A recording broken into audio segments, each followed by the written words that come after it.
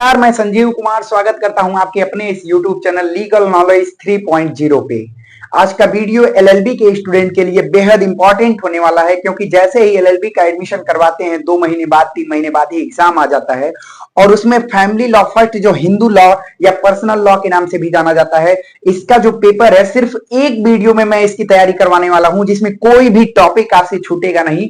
Complete topic को हम लोग कवर करेंगे और सिर्फ एक वीडियो देख करके आप बेहतरीन परफॉर्मेंस कर सकते हैं अपने एग्जाम में और अच्छे नंबर को गेन कर सकते हैं। तो आइए इस वीडियो को स्टार्ट करते हैं और शुरू करते हैं अपना लेक्चर और कंप्लीट तैयार करते हैं हिंदू लॉ को। आइए। नमस्कार, मैं संजीव कुमार स्वागत करता हूं आप सभी के अपने YouTube चैनल लीगल नॉलेज 3.0 पे। आज का वीडियो क्या होने वाला है, थंबनेल के माध्यम से आप सभी समझ गए होंगे कि सिर्फ एक वीडियो में हम लोग हिंदू विधि के कंप्लीट सिलेबस, कंप्लीट टॉपिक को कवर करने वाले हैं।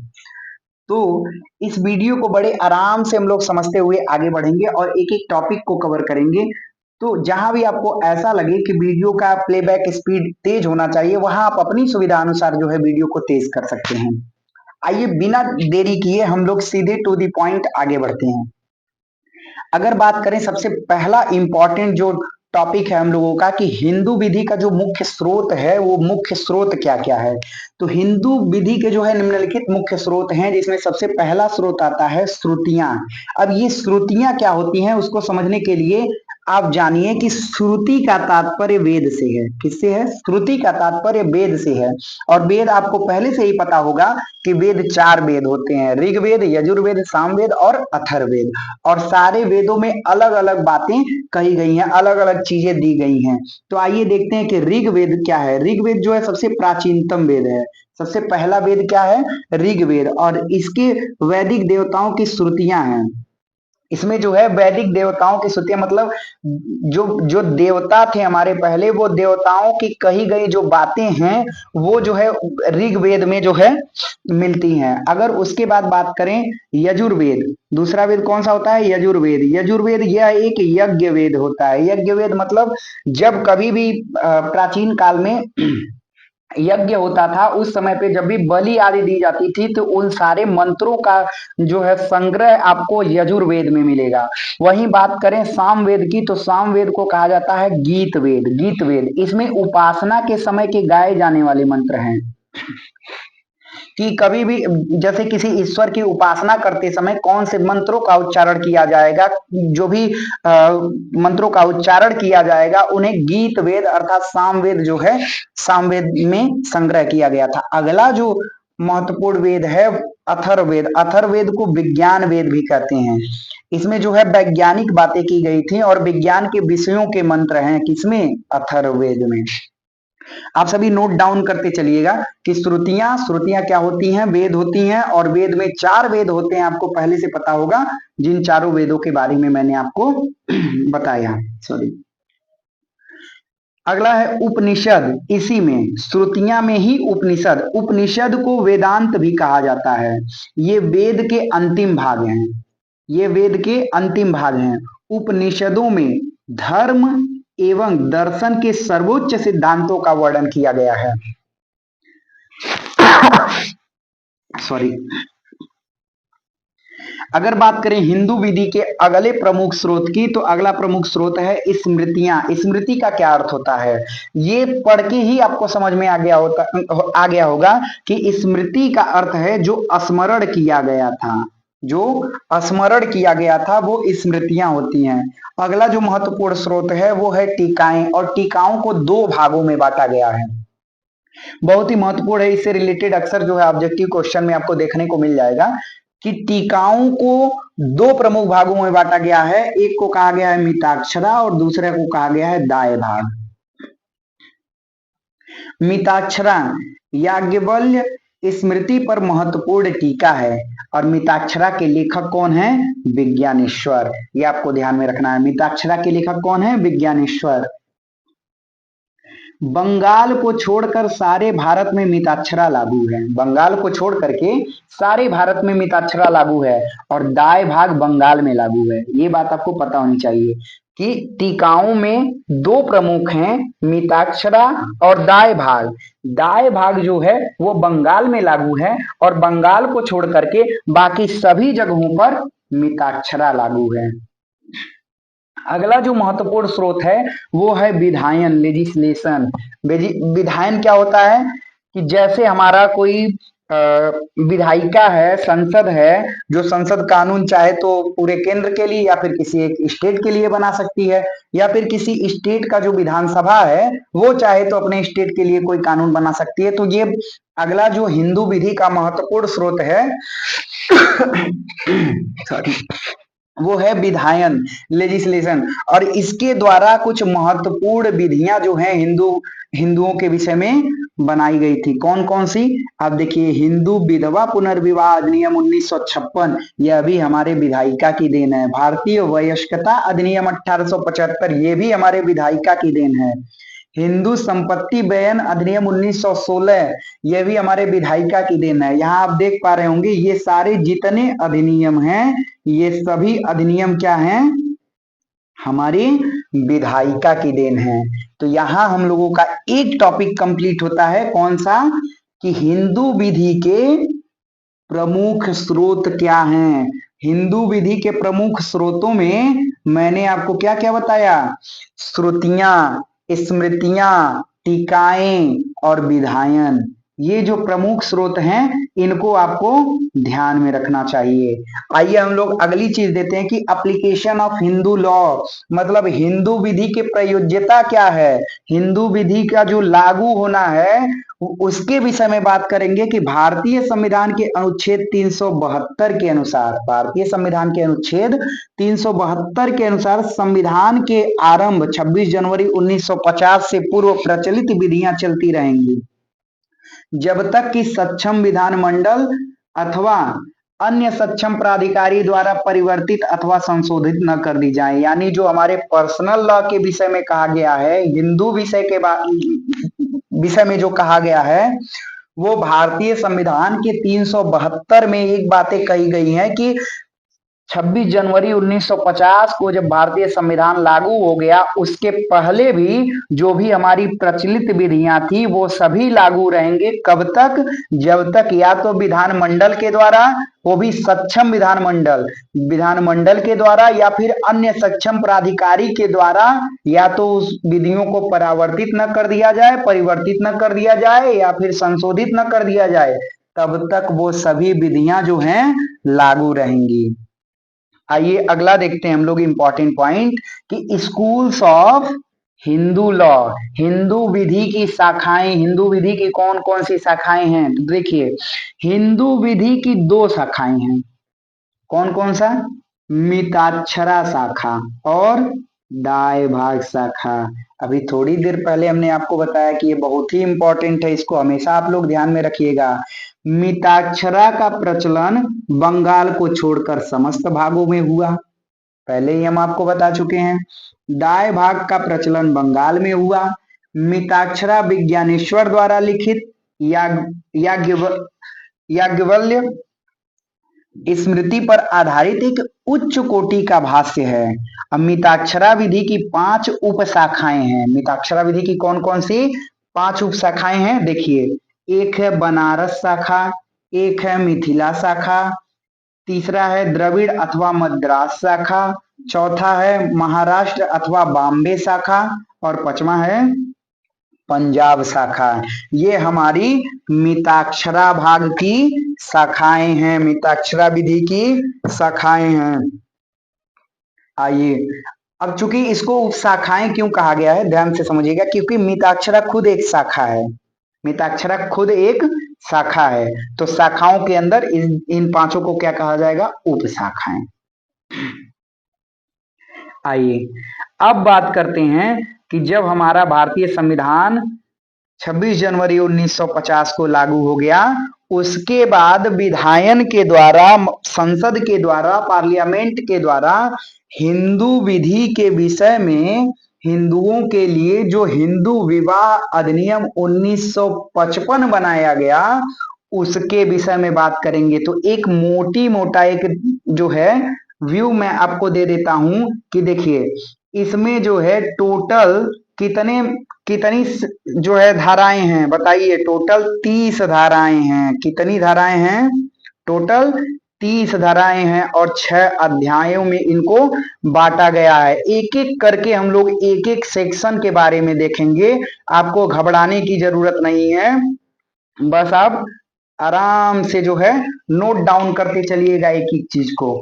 तो अभी आपको नोट डाउन करने की जरूरत नहीं है, अभी एक बार बस रिव्यू देख लीजिए, बाकी जब एक एक सेक्शन को हम देखते चलेंगे तब आप वहां से नोट डाउन करिएगा। तो देखिए, पहले जो सेक्शन में पहले धारा में इसके संक्षिप्त नाम और विस्तार के बारे में बताया है कि इस यह जो अधिनियम है, इस अधिनियम को किस नाम से जाना जाएगा और इसका जो है विस्तार कहाँ कहाँ होगा। और दूसरा है अधिनियम का लागू होना, मतलब कहाँ लागू होगा और कब से लागू होगा। और कुछ महत्वपूर्ण परिभाषाएं हैं जो हिंदू विधि से जुड़ी हुई हैं, हिंदू विवाह अधिनियम से जुड़ी हुई हैं, उनको 3 में बताया गया है। अधिनियम का सर्वोपरि प्रभाव, मतलब अधिनियम जो है इसका प्रभाव सबसे ऊपर होगा, ये बताया गया है सेक्शन 4 में। हिंदू विवाह के लिए क्या आवश्यक शर्तें होंगी, देखिए विवाह के विषय में 5 सेक्शन 5 से लेकर के सेक्शन 8 तक के में बताया गया। टोटल 4 सेक्शन है। एक तो पहले बताया गया 5 में कि हिंदू विवाह के लिए कौन सी शर्तें होंगी, विवाहार्थ संरक्षकता, विवाह हिंदू विवाह के लिए संस्कार, और 8 में बताया गया हिंदू विवाह का रजिस्ट्रीकरण कब होगा। ये चारों के चारों सेक्शन बहुत इंपॉर्टेंट है। अगला जो अध्याय है अध्याय 3, इसमें देखिए 2 सेक्शन है। अभी हम लोग एक एक सेक्शन पे बात करेंगे। और अध्याय 4 में देखिए टोटल 11 से लेकर के, इसमें ये आपको पता चलेगा कि कौन कौन से विवाह होते हैं और उसमें विवाह विच्छेद भी आ जाएगा, 18 तक है। और अध्याय 5 की बात करें, चैप्टर 5 की, तो सेक्शन 19 से लेकर के सेक्शन 28 ए तक है, 28 ए तक, 28 क तक है। और जो अंतिम जो है हम लोग का अध्याय है वो अध्याय 6 है, जिसमें 2 सेक्शन है, 29 और 30। आइए देखते हैं कि हिंदू विवाह अधिनियम जो है ये एक्ट नंबर कितना है। एक्ट नंबर हमेशा आप याद रखिएगा, एक्ट नंबर कितना है 25, एक्ट नंबर 25, अधिनियम संख्या 25। कभी भी अगर इस तरीके से लिख करके आ जाए कि एक जो है एक्ट नंबर 25 ऑफ 1955, तो इसका मतलब अगर हिंदू विवाह न भी लिखा हो तब भी आप समझ जाइए कि 1955 का जो अधिनियम संख्या 25 है वो हिंदू विवाह की बात करता है, वो हिंदू विवाह है। आइए हम लोग स्टार्ट करते हैं। देखिए, जो सेक्शन 1 में बताया गया है संक्षिप्त नाम और विस्तार के बारे में, तो यह कहा कि इसका नाम क्या होगा, हिंदू विवाह अधिनियम 1955, इस नाम से ये जाना जाएगा। और इसका विस्तार कहाँ होगा, देखिए जम्मू और कश्मीर राज्य के सिवाय, जम्मू और कश्मीर राज्य के सिवाय समस्त भारत पर जिन राज्य क्षेत्रों पर इस अधिनियम का विस्तार है, उन राज्य क्षेत्रों में अधिवासी उन हिंदुओं को भी यह लागू है तो उक्त राज्य क्षेत्र के, जो उक्त राज्य क्षेत्र के बाहर हैं। अगला जो सेक्शन 2 है वो बात करता है अधिनियम का लागू होना, यानी अधिनियम क्या है, कहाँ कहाँ लागू है। देखिए, यह अधिनियम वीर शैव लिंगायत ब्रह्म प्रार्थना या आर्य समाज के अनुयायियों के सहित ऐसे किसी व्यक्ति को लागू है जो कि हिंदू धर्म के रूप में या विकासों में से किसी के नाते जो है धर्म से हिंदू है, मतलब जो भी हिंदू होगा उन सभी के ऊपर जो है हिंदू विवाह अधिनियम लागू होगा। तो हिंदू की परिभाषा भी हम देखेंगे अभी कि हिंदू कौन है। आइए, ख कह रहा है कि ऐसे किसी व्यक्ति को लागू है जो बौद्ध धर्म या जैन या सिख से है, मतलब कोई ऐसा व्यक्ति है जो धर्म से बौद्ध है, धर्म से जैन है या फिर सिख है, तो ऐसे व्यक्तियों पर भी हिंदू विवाह अधिनियम 1955 लागू होगा। अगला देखते हैं हम लोग क्या बात कह रहा है कि जब तक उन राज्य क्षेत्रों में जिन पर कि इस अधिनियम का विस्तार है अधिवासित ऐसे किसी अन्य व्यक्ति के बारे में जो कि धर्म से मुसलमान, क्या धर्म से मुसलमान, ईसाई, पारसी या यहूदी नहीं है।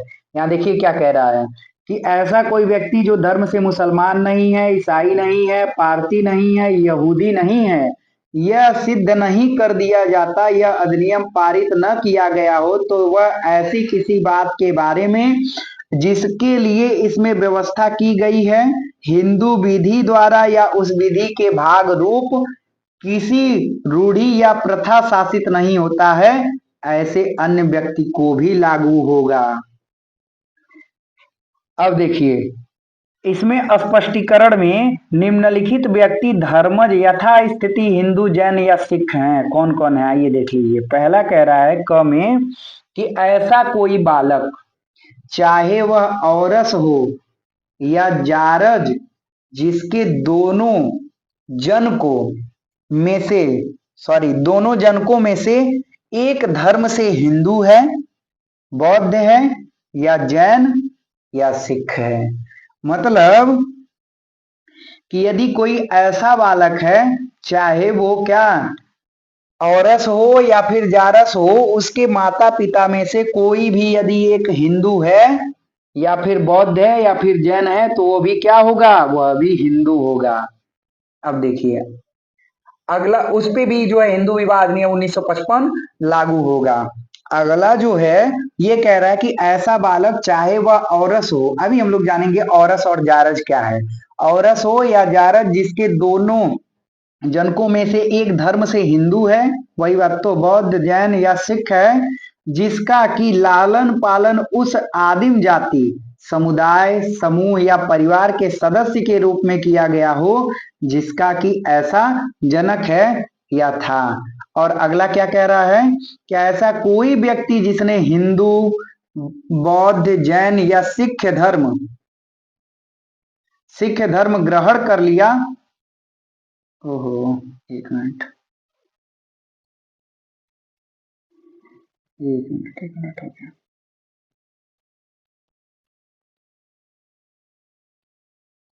एक मिनट गलती से टच हो गया है।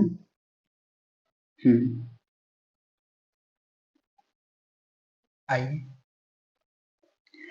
ऐसा कोई व्यक्ति जिसने हिंदू बौद्ध जैन या सिख धर्म ग्रहण या पुनर्ग्रहण कर लिया है। ग्रहण या पुनर्ग्रहण का क्या मतलब है यहाँ, यदि कोई ऐसा व्यक्ति जिसने जो किसी अन्य धर्म से था लेकिन उसने बाद में जाके हिंदू धर्म या बौद्ध या जैन या सिख धर्म को ग्रहण कर लिया, वह भी व्यक्ति जो है हिंदू कहलाएगा। या फिर वो हिंदू था पहले किसी अन्य धर्म में चला गया और पुनः उसने अपने धर्म में वापसी कर लिया, तो ऐसा व्यक्ति भी जो है हिंदू कहलाएगा। देखिए उपधारा 2(1) में अंतर्विष्ट किसी बात के होते हुए भी इस अधिनियम के अंतर्विष्ट कोई बात संविधान के अनुच्छेद 366 के खंड 25 के अर्थों के अंदर वाली किसी अनुसूची आदिम जाति के सदस्यों को तब तक लागू न होगी जब तक कि केंद्रीय सरकार राजकीय गजट में अधिसूचना द्वारा अन्यथा विनिर्दिष्ट ना कर दे। आइए जो इंपॉर्टेंट है वो सारी चीजें मैं आपको बताते चलता हूं। अगला अगर परिभाषाओं में देखा जाए, ये देखिए यहां से क्वेश्चन आपका बनने वाला है, इसको आपको समझना चाहिए, ये बहुत ही इंपॉर्टेंट है जो है डेफिनेशन क्लॉज। रूढ़ी और प्रथाएं, देखिए रूढ़ी और प्रथा क्या होती है। देखिए पदों से ऐसा कोई नियम अभिप्रेत होता है जिसे लंबे समय के लिए लगातार और एक रूपता से अनुपालित किए जाने के कारण किसी स्थानीय क्षेत्र आदिम जाति, मतलब किसी स्थानीय क्षेत्र में या फिर किसी विशेष जाति में या फिर किसी विशेष समुदाय में समूह या परिवार के हिंदुओं में विधि का बल अभिप्राप्त हो गया है, परंतु यह तब तक कि वह नियम निश्चित हो और अयुक्ति युक्त या लोक नीति के विरुद्ध न हो, और परंतु यह और भी कि ऐसे नियम की अवस्था में जो कि एक ही परिवार को लागू है, परिवार द्वारा उनका अस्तित्व भंग नहीं जो है कर दिया गया हो। मतलब कोई भी ये जो रूढ़ी और प्रथा है ये क्या होते हैं कि बहुत लंबे समय से जो है किसी एक, मान लीजिए कोई ऐसी मान्यता है जिसके बारे में लंबे समय से मानते आ रहे हैं, उस क्रियाकलाप को करते आ रहे हैं, या फिर कोई ऐसा नियम है जिसको लंबे समय से हमारे पूर्वज फॉलो करते आ रहे हैं और वो आज तक फॉलो किए जा रहे हैं, तो वही रूढ़ी या प्रथा के नाम से जाने जाते हैं। बाकी जो देखिए जो आराम से पढ़ने पे समझ में आ जाएगा वो मैं बता दे रहा हूँ, आप इसको देख लीजिएगा। जिला न्यायालय, इसको आप जो है पॉज करके एक बार पढ़ सकते हैं, एक बार भी पढ़ने में आपको समझ में आ जाएगा। अब देखिए सगा और सौतेला क्या होता है, ये बचपन से ही आप समझते आ रहे हैं कि कौन सगा है कौन सौतेला है। तो वो सारी चीजें देखिए, दो व्यक्ति एक दूसरे के सगे नातेदार तब कहलाते हैं जब एक ही पूर्वज से उसकी एक पत्नी से जन्मे हों, और सौतेले नातेदार तभी कहलाते हैं जब एक ही पूर्वज किंतु उसकी जो है भिन्न पत्नियों से जन्मे हों। इसमें समझाने वाली कोई बात नहीं है, आप खुद जानते हैं कि जैसे कोई गांव में एक व्यक्ति है और उसकी जो है पहले शादी हुई थी, और पहले शादी से कोई एक पुत्र है और उसकी पत्नी का जो है डेथ हो जाता है। उसके बाद उसने दूसरी शादी की, दूसरी शादी के बाद जो है दूसरी पत्नी से जो बच्चे होंगे, तो ये पहली पत्नी के बच्चे और दूसरी पत्नी के बच्चे आपस में सौतेले भाई कहलाएंगे। और पहली पत्नी का जो बच्चा है वो जो है दूसरी पत्नी को, अपने पिता के दूसरी पत्नी को सौतेली माँ कहता। तो ये जो रिश्तेदारी है, नातेदारी है, इसको सौतेले नातेदार तब कहलाते हैं जब पूर्वज तो एक ही हो लेकिन उनकी जो है पत्नियां अलग रही हों। अगला सहोदर क्या होता है? सहोदर क्या होता है, देखिए दो व्यक्ति एक दूसरे के सहोदर नातेदार तब कहलाते हैं जब एक ही पूर्वज से किंतु भिन्न पत्नियों से जन्मे हों। एक ही पत्नियों से किंतु एक ही पूर्वज से किंतु भिन्न जो है पत्नियों से जन्मे हों, तो ये क्या कहलाते हैं आपस में जो है सहोदर कहलाते हैं। और इसमें देखिए थोड़ा कंफ्यूजन मत रखिएगा, इसमें देख लीजिए क्या है कि दो व्यक्तियों एक दूसरे के सगे नातेदार तब कहलाते हैं जब एक ही पूर्वज से उसकी एक पत्नी से जन्मे हो। एक ही पत्नी से एक ही पूर्वज से जन्मे हैं तो उसको सगा नातेदार कहा जाएगा। और सौतेला तब कहा जाएगा जबकि वो एक ही पूर्वज किंतु उनकी भिन्न पत्नियों से जन्मे हों, अलग अलग पत्नियों से जन्मे हैं, तो वो क्या कहलाएंगे? क्या कहलाएंगे वो सब कहलाएंगे सौतेले नातेदार। सहोदर क्या कहलाएगा कि एक ही पूर्वज से किंतु भिन्न भिन्न पत्नियों से जन्मे हों। स्पष्टीकरण देखिए क्या दिया है, अभी आपको समझ में आ जाएगा कि पूर्वज पद के अंतर्गत पिता या पूर्वजा के अंतर्गत माता आती है।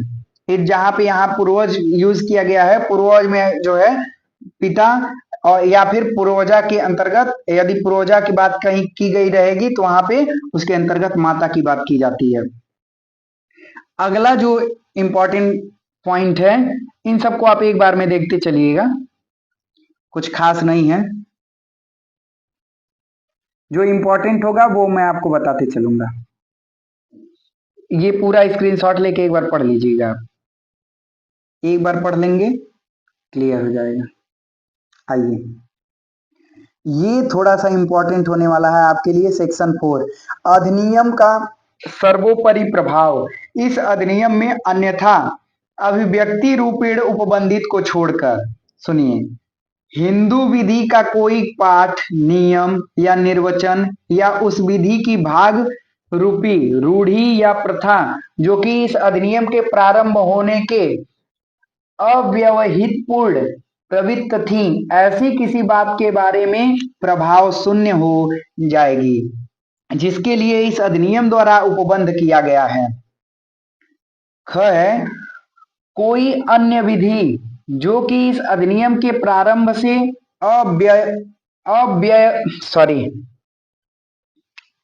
अव्यवहित पूर्ण उपबंधों में से किसी में असंगत है। अच्छा, अब अगला देखिए। अच्छा, आपको पता होगा, हम लोग देखते हैं कि कोई हिंदू है, कोई लड़का है, तो उस लड़के के लिए कोई वधू ढूंढी जाती है, लड़की ढूंढी जाती है, और दोनों के आपस में जो है तालमेल ऐसा बैठाया जाता है कि लड़के का एज थोड़ा ज्यादा हो, लड़की का कम हो, लड़का किस प्रकार से है, लड़की कहाँ से है, और सारी चीजों को देखते हुए आपस में जो है ये देखा जाता है हाँ इन दोनों की शादी आगे चल पाएगी कि नहीं चल पाएगी। सारी चीजों को देखते हुए क्या कर दिया जाता है कि उन दोनों को एक सामाजिक पृष्ठभूमि के तहत मतलब समाज जो है उनको एक मान्यता दे देती है कि आप दोनों एक साथ रह सकते हैं पति पत्नी के रूप में। तो यही कह रहा है कि जो हिंदू विवाह है यह संस्कार है या फिर संविदा है, क्योंकि संविदा में भी तो दो लोगों की सहमति से कोई बात को एक बात पे राजी होते हैं, और विवाह को लेकर के भी कोई दो व्यक्ति जो है एक पति एक पत्नी एक लड़का और एक लड़की जो है किसी एक बात पे जब आपस में राजी होते हैं विवाह के लिए आपस में शादी कर लेते हैं तो ये एक प्रकार की संविदा ही हो जाती है। तो क्या इसको संस्कार कहें या संविदा कहें, यही बात हम लोग समझने वाले हैं अगले टॉपिक में कि हिंदू विवाह संस्कार है या फिर जो है संविदा है। आइए देखते हैं हिंदू विवाह संस्कार है या संविदा। यह जानने के लिए संस्कार एवं संविदा की प्रवृत्ति जानना आवश्यक है कि मतलब संस्कार क्या होते हैं और संविदा क्या होती है। संस्कार का शाब्दिक अर्थ होता है शुद्ध करना, सुधारना। संस्कार का शाब्दिक अर्थ क्या होता है? शुद्ध करना या सुधारना। मानव जीवन के विभिन्न पशुओं शारीरिक मानसिक बौद्धिक और आध्यात्मिक स्तर को सुधार करने कर उसे उसके वास्तविक लक्ष्य तक पहुंचाना संस्कारों के माध्यम से ही हिंदू धर्म संभव मानता है। इस प्रक्रिया में 16 संस्कार होते हैं। कितने? कुल 16 संस्कार होते हैं। अगर आपको 16 संस्कार के बारे में पता होगा तो आप 16 संस्कार को कमेंट बॉक्स में जरूर बताइएगा कि 16 संस्कार कौन कौन से होते हैं। जब कोई व्यक्ति गर्भधारण करता है, गर्भधारण से लेकर के जो है अंतिम उसके क्रियाकलापों तक जो है पूरे 16 संस्कार कंप्लीट होते हैं।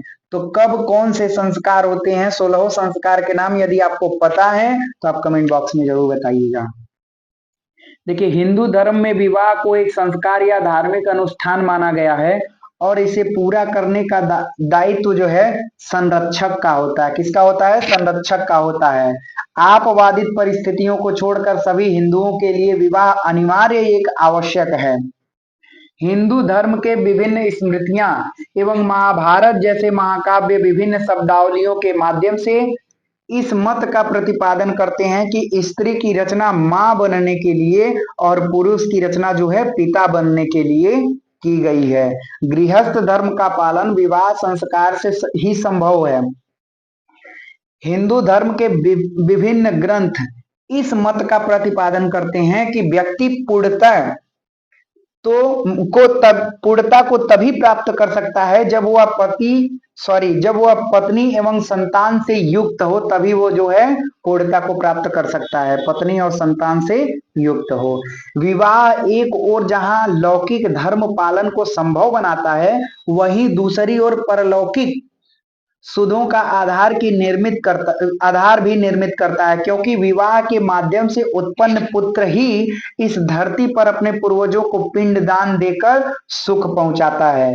विवाह न केवल पुत्रोत्पत्ति या पितृ ऋण से मुक्त होने के लिए आवश्यक है, अपितु धार्मिक और आध्यात्मिक कर्तव्यों के पालन के लिए भी हिंदू धर्म के रूढ़ि के रूप में ज्ञात यज्ञ पत्नी के साथ ही संपन्न किया जा सकता है, अन्यथा नहीं किया जा सकता।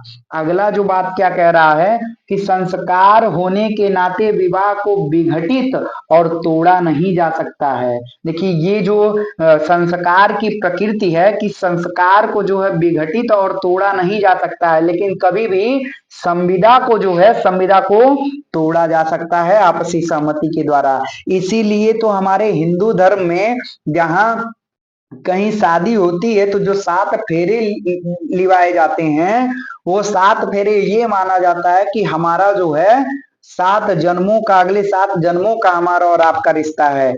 इसलिए जो है हमारे हिंदू धर्म में हिंदू विधि में संस्कारों को क्या कहा गया है कि विघटित नहीं किया जा सकता है, तोड़ा नहीं जा सकता है। इसलिए उसे अस्थाई बंधन के रूप में मान्य किया गया है।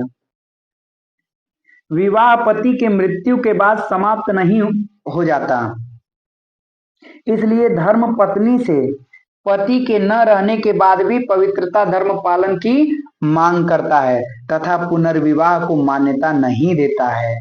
यानी पहले जो है पुनर्विवाह को मान्यता नहीं दिया जाता था। यदि जो है पति की मृत्यु हो जाती थी तो ऐसा माना जाता था तब भी आपको जो है पत्नी धर्म का पालन करना होगा और आपको पुनर्विवाह की अनुमति नहीं दी जाती थी।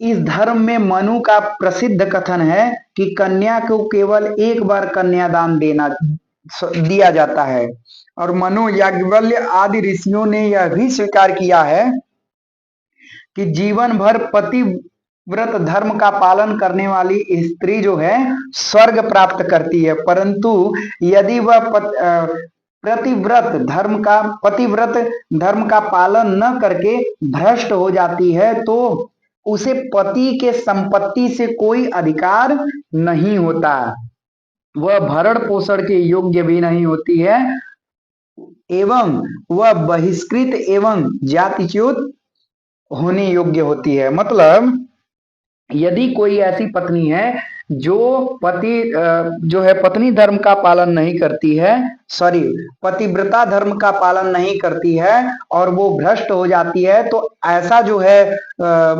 याज्ञवल्क्य ऋषि और मनु ने और याज्ञवल्क्य ऋषि ने ऐसा माना है कि यदि कोई पत्नी भ्रष्ट हो जाती है, पतिव्रता धर्म का पालन नहीं करती है, तो उसे जो है पति के संपत्ति से कोई अधिकार नहीं होता है, पति के संपत्ति से जो है उसे बहिष्कृत किया जा सकता है और उसे उसके जो है समुदाय से भी जो है बहिष्कृत किया जा सकता है।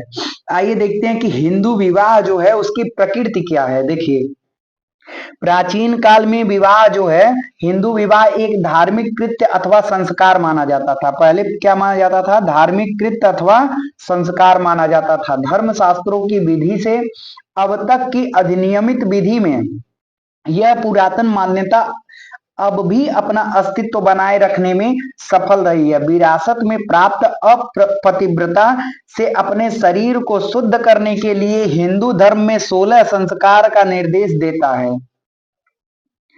उनमें से यह एक है। इस मत को बंबई एवं मद्रास उच्च न्यायालयों ने भी स्वीकारा है।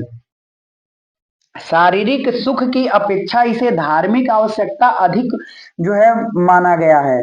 कलकत्ता उच्च न्यायालय का भी यही मत है कि हिंदू विवाह जो है लौकिक से धार्मिक प्रकृति का अधिक है। जब तक पति जीवित है, पत्नी को निर्देश है कि उसको जो है परमेश्वर माने। पहले क्या है, जो हमारे हिंदू धर्म में ऐसी व्यवस्था थी हिंदू धर्म में कि जब तक किसी पत्नी का पति जीवित है तो उस पति को ही जो है हिंदू धर्म में परमेश्वर माना गया है, इसलिए कहा गया पति ही परमेश्वर है। इस प्रकार यह घोषित किया गया है कि वह अपने पति का आधा शरीर है, इसीलिए इनको अर्धांगिनी भी कहा जाता है, और अपने के साथ उसके अच्छे बुरे कामों में बराबर का फल प्राप्त करती है। मतलब वो तो अपने कर्मों के साथ साथ अपने पति के कर्मों के भी भागीदार होती है। अगला जो महत्वपूर्ण पॉइंट है कि यह समझ लेना चाहिए कि हिंदू विवाह एक संस्कार है। यह धारणा हिंदू विवाह अधिनियम के बन जाने से मिट नहीं गई। किसी भी प्रकार यह धारणा हिंदू विवाह अधिनियम के प्रावधानों से असंगत नहीं है। भले ही इस अधिनियम ने विवाह की कुछ शर्तें तथा न्यायिक अलगाव और पृथक्करण के लिए कुछ आधार अभिनियमित किए हैं। मतलब जो भले ही इस अधिनियम में जो है ये कह दिया गया कि विवाह को किस शर्तों के आधार पर जो है न्यायिक पृथक्करण किया जा सकता है, अलगाव किया जा सकता है, विवाह विच्छेद किया जा सकता है, लेकिन हिंदू विवाह के बन जाने से ये नहीं कहा जाएगा कि जो है हिंदू विवाह एक संस्कार है और यह मिट जाएगा। जो है इस अधिनियम के तहत उस संस्कार को मिटा दिया गया है, ऐसा नहीं कहा जा सकता। ये बिल्कुल कहना जो है असंगत है। हिंदू विवाह अधिनियम के प्रावधानों से जो है असंगत है। अब देखिए, भले ही इस अधिनियम में विवाह की कुछ शर्तें या न्यायिक अलगाव पृथक्करण के लिए कुछ आधार अधिनियमित किए हैं, इसी प्रकार तलाक के कुछ आधार बताए गए हैं। पुरातन हिंदू विवाह ने विवाह विच्छेद को कभी मान्यता नहीं दी है। इस बात को आपको समझना होगा कि पहले जो है विवाह विच्छेद को जो है मान्यता नहीं दी गई थी। तलाक या इत्यादि तथा पक्षकारों की आपसी समझदारी से विवाह के बंधन में बंधना मात्र एक संस्कार से संविदा का रूप नहीं ले सकते। विधि में इस नवीनता का आना सामाजिक एवं शैक्षिक प्रगति का परिचय है। जब समाज प्रगति करता है तो विधि की मजबूरी होती है कि समाज की प्रगति के साथ वह भी बदले।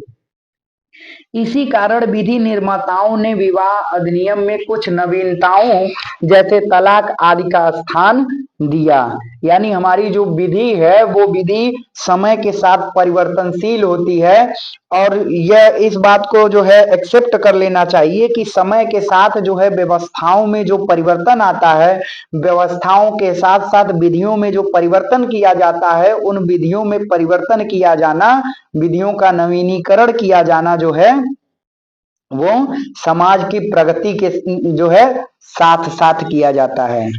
हिंदू विवाह के मान्य अन्य शर्तों में से एक शर्त यह है कि पुरुष की एक उम्र जो है 21 वर्ष से कम न हो, वहीं कन्या की उम्र जो है 18 वर्ष से कम न हो। साथ में यह भी दिया गया है कि यदि इससे कम उम्र में वर या कन्या का विवाह हो जाता है तो दंडनीय तो है, लेकिन विवाह शून्य या शून्य करणीय नहीं होगा। अभी हम लोग आगे पढ़ेंगे कि कौन सा विवाह शून्य होता है, शून्य विवाह क्या होता है और शून्य करणीय विवाह क्या होता है। अभी थोड़ा सा हम आपको बता दें कि जैसे जो विवाह की शर्तें हिंदू विवाह अधिनियम 1955 में दी गई हैं, यदि बिना उन शर्तों को पूरा किए विवाह करवा दिया जाता है। मान लीजिए लड़का है लड़की है, दोनों की आपस में सहमति नहीं है और आपने जोर जबरदस्ती से उन दोनों की आपस में शादी करवा दिया, तो यह विवाह जो है शून्य करणीय विवाह होता है। और शून्य करणीय विवाह का मतलब आगे वो चाहे तो इस विवाह को शून्य भी करा सकते हैं और चाहे तो इस विवाह को आगे जारी भी रख सकते हैं। शून्य विवाह वो होता है कि ऐसा कोई विवाह जो उन शर्तों को जो है आप शर्तों का पालन नहीं किए हैं, तो शुरू से ही जब उन शर्तों का पालन आवश्यक शर्तों का पालन नहीं कर रहे हैं तो उस विवाह को शून्य माना जाएगा।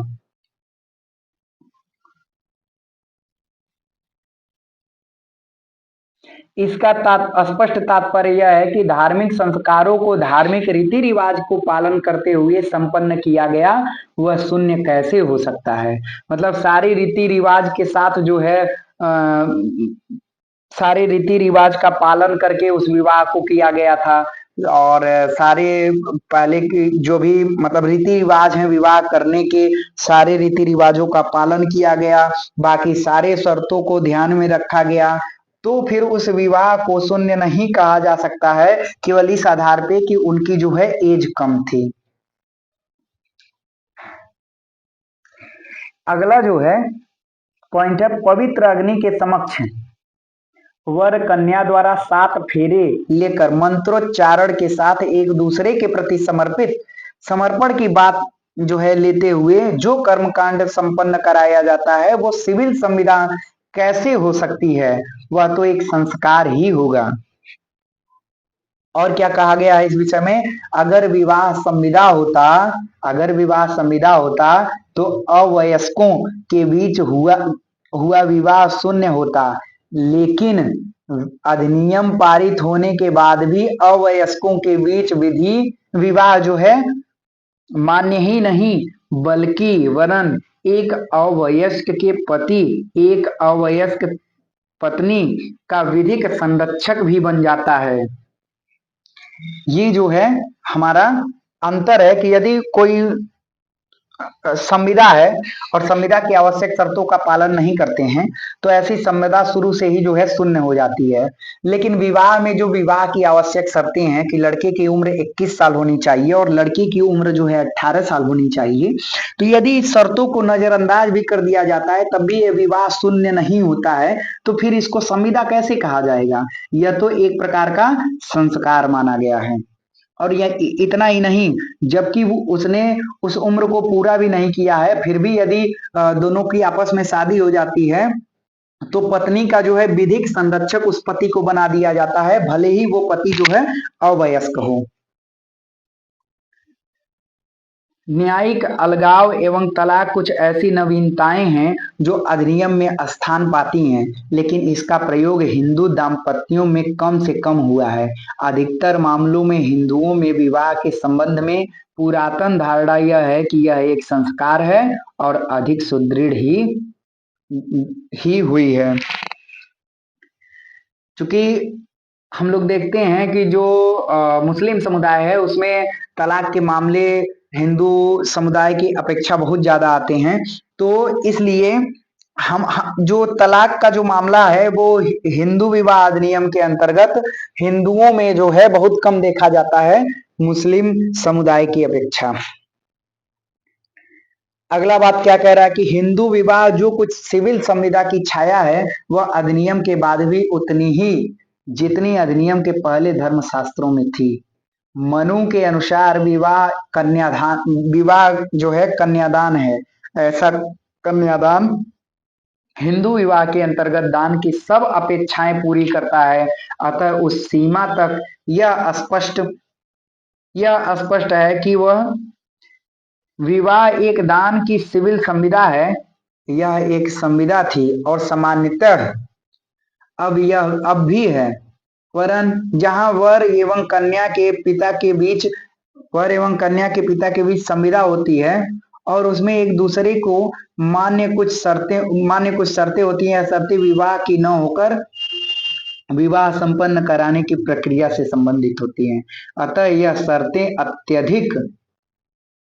अत्यंतिक महत्व की न होकर गौड़ प्रकृति की होती हैं। एक इंपॉर्टेंट केस है, देखिए पुरुषोत्तम दास बनाम पुरुषोत्तम मद्रास के मामले में मुंबई उच्च न्यायालय ने कहा कि हिंदू बच्चों का विवाह एक संविदा है। क्या? हिंदू बच्चों का विवाह एक संविदा है जो उनके माता पिता द्वारा की जाती है। कौन कहा? पुरुषोत्तम दास बनाम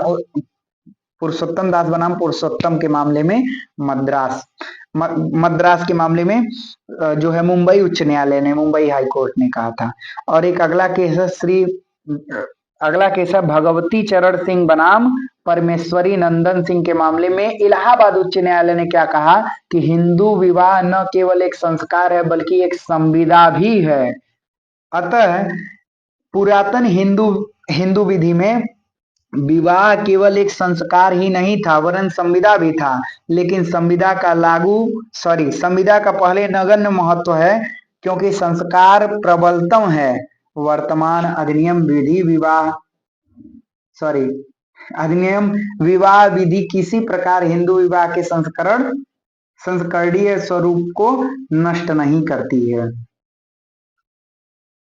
अगला जो इंपॉर्टेंट सेक्शन है वो है सेक्शन 5, जो बेहद इंपॉर्टेंट है इस एग्जाम के दृष्टिकोण से। इसको आपको एकदम जान लीजिए कि ध्यान में रखना है कि हिंदू विवाह करने के लिए जो है शर्तें क्या क्या हो सकती हैं।